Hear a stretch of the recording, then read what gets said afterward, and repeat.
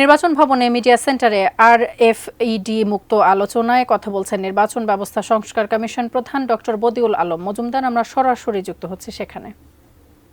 আদালতে যাওয়ার হুমকি দেওয়ার পরে শেষ পর্যন্ত নুরুল হুদা কমিশন সেই তথ্য আমাদেরকে দিতে বাধ্য হয়েছে। তো এর সুফল আমরা পেয়েছি। তো আমরা যে কথাটা বলছি যে রাজনৈতিক দলগুলো দায়বদ্ধ হইতে হবে, স্বচ্ছ হইতে হবে এবং একই সাথে তাদের আর্থিক স্বচ্ছতা নিশ্চিত হইতে হবে। আমরা বলেছি যে রাজনৈতিক দলগুলো তাদের তাদের সদস্যদের কাছ থেকে যে সদস্য ফি নেবে এবং একই সাথে তাদের যে অনুদান আসবে এবং তার একটা সীমা আমরা নির্ধারণ করে দিয়েছি। তার ভিত্তিতেই তারা তাদের ব্যয় করবে এবং এই ব্যয়গুলো তারা এর অডিটেড হিসাব তারা নির্বাচন কমিশনে দেবে এবং নির্বাচন কমিশন এগুলো প্রকাশ করতে বাধ্য হবে।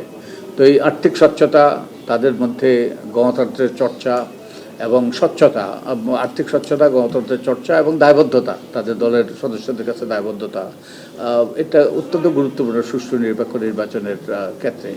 তো আমরা রাজনৈতিক অঙ্গন পরিচ্ছন্ন করার ব্যাপারে আমরা আমাদের সুপারিশ দিয়েছি এবং নির্বাচন কমিশনকে আমরা ক্ষমতায়িত করার চেষ্টা করেছি।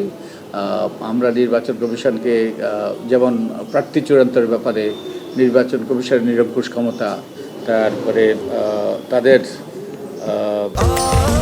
স্বাস্থ্যকর অল টাইম ফ্যামিলি কেক, সব সময় অল টাইম হেলদি লাইফ।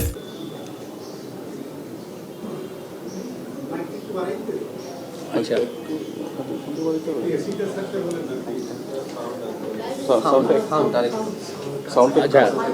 আমরা সুষ্ঠু অর্থবহ নির্বাচনের ব্যাপারে আমরা হলফনামার ছকে পরিবর্তনের কথা বলেছি। তারপরে নির্বাচন হওয়ার পরে নির্বাচন কমিশন নির্বাচন সঠিক হয়েছে এটা সার্টিফাই করবে।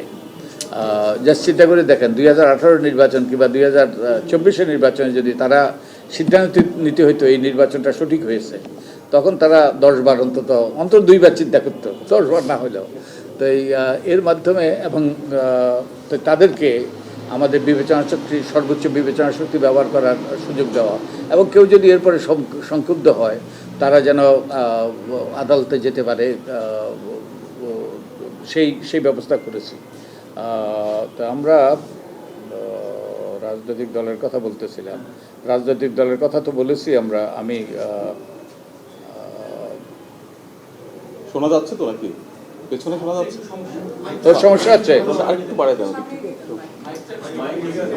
মাইকটা ব্যালেন্সটা তখন বেশি আর বেশি কাছে তো ওদিকে দাও। ওকে।